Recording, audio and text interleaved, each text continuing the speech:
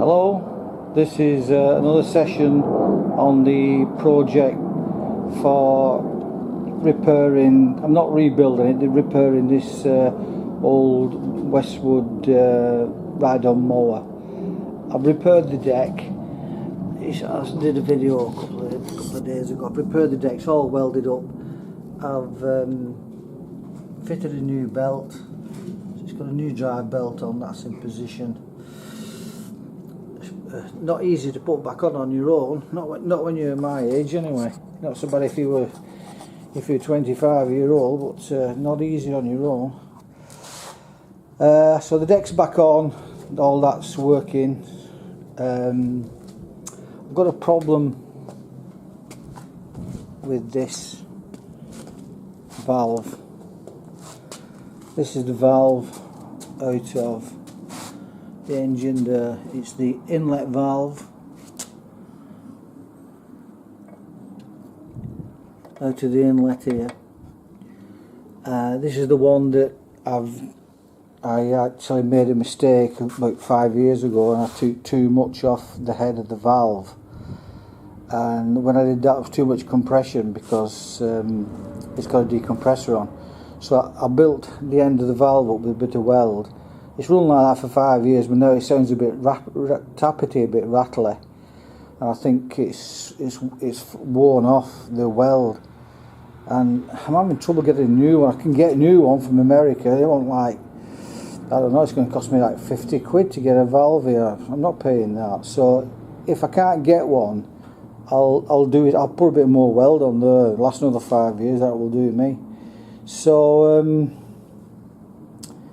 I might have to do that. Just checking. There doesn't seem to be. See the piston there. There's no slop in the little end or the big end as I can see. So I'm pretty sure it's not a bottom end issue or a little end issue. The tappet noise I'm hearing, I think, is the tappet. The tapping noise is the valve clearance. So I'll do that. I'm gonna, if I can't get a valve for a reasonable price, I'm like I say, I'm a skinflint. I'm not paying. I'm not going to pay 50 quid for a valve. I mean, my mower's not worth 50 quid. So that's where I'm at with that. The brakes have never really worked properly on this. I've had a couple of goes at them, and I decided I want some brakes on it. And the disc brake at the back on this apparently is called a peerless transmission, transaxle, and you have to get this disc off here, and this just floats on a spline. And it's obviously cast iron. When I tried to wedge it off, it's broke it. I'm going to order some new disc pads. This is the holder. The disc pad fits inside of this. Crikey, I can't see it from there. Fits inside that slot there, and another one is at the back of that disc. So I've got to get that disc off to get a new pad in. And obviously the reason the brake's not working is because this is not floating, it's not moving about, it should float that. So I broke it. I've ordered a new one, another 20, 25 quid or whatever. I've got to have to get that off. Now, there's a couple of methods you can use to get that off. I'm going to first of all try heating it up with a MAP gas, then hoping I can drive wedges down the back and pull it off. If not, I'll have to split it, grind this off until it's nearly through, and because this is cast iron it would then crack and then come off. So I'm going to use one of them two methods. I'm going to try heating it up first. If heating it up doesn't work, then I'm going to have to split it. Okay, I'll let you know how I go.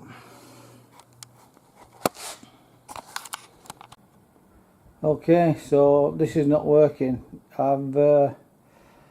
I've tried heating it up with the MAP gas.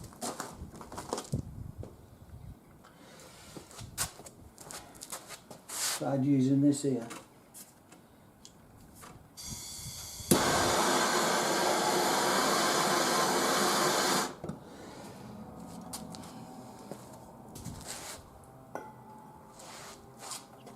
I've had that on there for a couple of minutes. I'm concerned that it's going to get that hot, it's going to melt a seal inside the axle. So I don't want to do that. I'm certain I'll strip the axle open and new seal in. I've wedged 2 screwdrivers in, which I don't like hitting screwdrivers. It's not something I do, but they're just the right size to go in there. They're old screwdrivers anyway. So I'm going to split it. I'm not going to do any more at it. That's hot enough. It's not budged. Not budged at all. If it had moved a little bit, I'd have kept going, but it's not budged. So I think the best thing to do is going to be split it, and then it'll come off. Then it's got to come off now. It's broke. Okay. Okay. I've had to. So you can see there. I've had to split it right through. So I can zoom in a little bit further. I've had to split the hub right through, and then now it's cracked.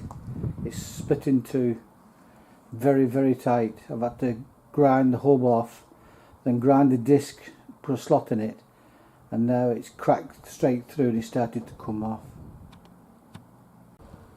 Okay, so this is what I've had to do. I had to grind the hub off here, using the angle grinder. Then I had to